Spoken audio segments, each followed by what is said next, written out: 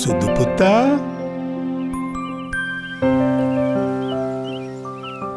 ඇයි හැමදාම පැලවලට විතරක් වතුර දාන්නේ? මේ කාලෙදි තමයි අපි මෙයාලව හොඳින් බලා ගන්න ඕනේ.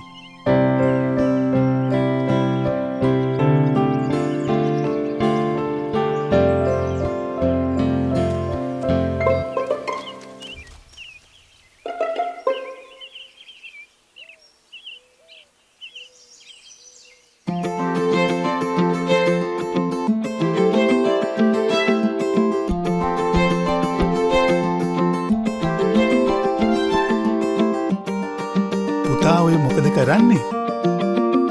මේ කාලෙදි තමයි සීයේ අපිත් මෙයාලව හොඳින් බලා ගන්න ඕනේ.